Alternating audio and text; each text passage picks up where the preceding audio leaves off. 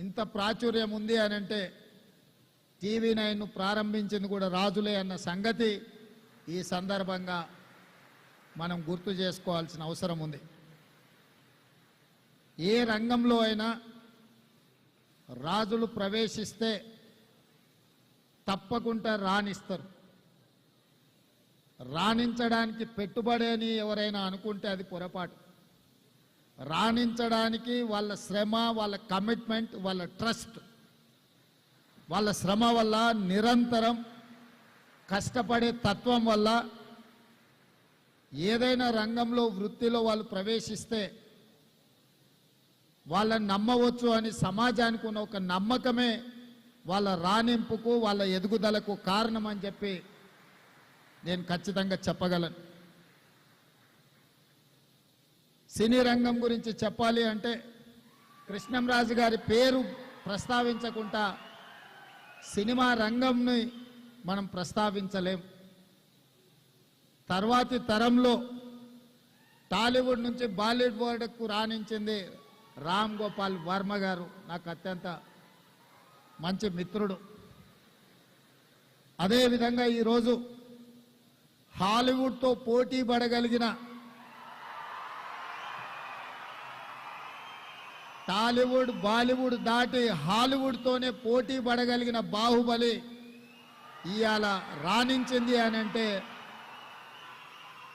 ప్రభాస్ లేకుండా ఆ పాత్రను ఊహించలేము.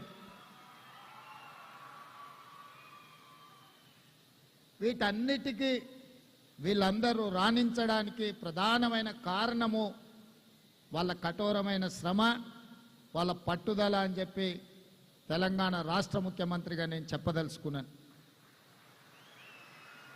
అదేవిధంగా తెలంగాణ రాష్ట్రంలో ఉన్న అత్యంత ప్రధానమైన పరిశ్రమ నిజాం చక్కెర కర్మాగారం. ఇవాళ నిజాం షుగర్ ఫ్యాక్టరీ కూడా ఒక రాజుగారి చేతిలో ఉంది.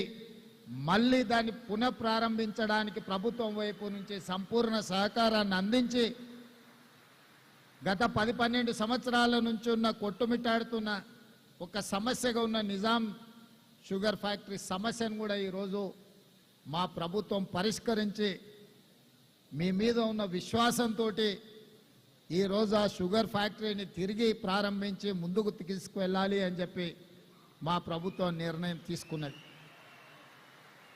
అదేవిధంగా కాంగ్రెస్ రాజకీయాలలో, ప్రధానంగా తెలంగాణ రాష్ట్ర రాజకీయాలలో ఒడిదొడుకులు ఎదుర్కొన్నప్పుడు, కార్యకర్తలు కష్టాలలో ఉన్నప్పుడు, నాయకత్వం ఆత్మవిశ్వాసం లోపించినప్పుడు తెలంగాణ రాష్ట్రానికి ఇన్ఛార్జిగా ఏఐసిసి కార్యదర్శిగా శ్రీ రాహుల్ గాంధీ గారు బొత్సరాజ్ గారిని ఈ ప్రాంతానికి పంపించి మాకు అందరికి అండగా నిలబడి